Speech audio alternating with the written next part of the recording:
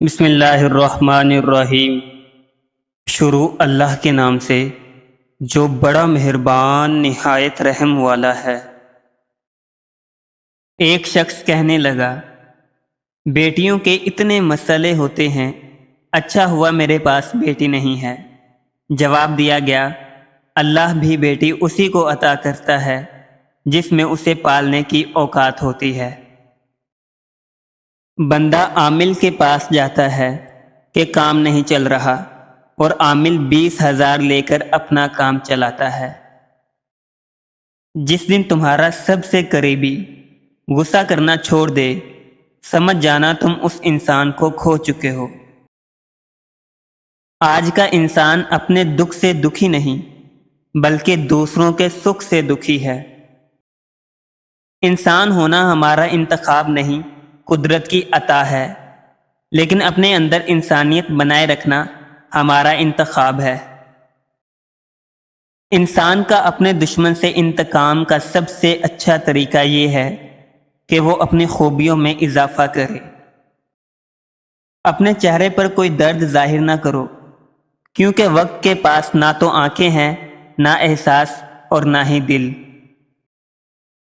تمہاری وجہ سے اگر کوئی بے سکون ہو جائے تو یاد رکھو تم ظالموں میں سے ہو۔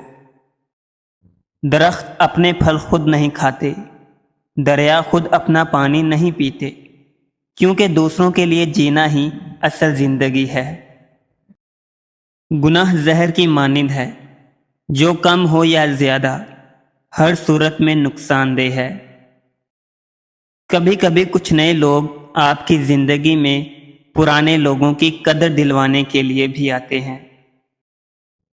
دولت کشادہ کرنی ہو تو اللہ کی راہ میں خرچ کرو، دل کشادہ کرنا ہو تو اللہ کے ذکر میں مشغول رہو، اور اگر عزت زیادہ کرنی ہو تو دوسروں کا احترام کرو۔ 3 چیزیں انسان کو باکمال بناتی ہیں۔ نمبر 1، ٹھنڈا دماغ، نمبر 2، میٹھی زبان، اور نمبر 3، نرم دل۔ جو انسان اپنے حصے کی روٹی بھی بانٹ دیتا ہے، اس کا رزق کبھی ختم نہیں ہوتا۔ زیادہ سمجھدار اور زیادہ بے وقوف، دونوں میں کوئی فرق نہیں ہوتا، کیونکہ یہ دونوں ہی کسی کی نہیں سنتے۔ ماں باپ کے ساتھ آپ کا سلوک ایک ایسی کہانی ہے جو لکھتے تو آپ ہیں، لیکن آپ کی اولاد آپ کو پڑھ کر سناتی ہے۔ کچھ لوگ اکیلے ہو جانے کے خوف سے بے قدرے لوگوں کے ساتھ بندھے رہتے ہیں۔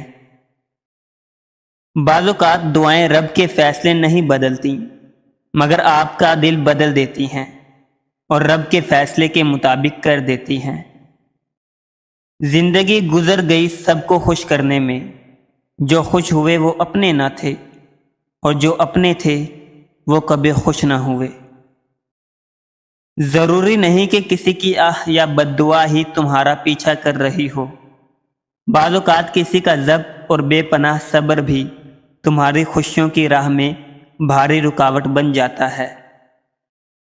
انسان کی تمام پریشانیوں کی وجہ مقدر سے زیادہ چاہنا، وقت سے پہلے چاہنا اور قناعت پسندی کی کمی ہے۔ آپ کسی کو بھی زبردستی 2 کاموں کے لیے مجبور نہیں کر سکتے۔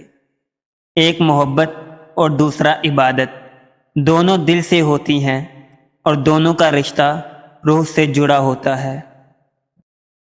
کوئی بھی آئینہ انسان کی اتنی اچھی تصویر نہیں دکھاتا جتنی اچھی اس کی گفتگو دکھاتی ہے۔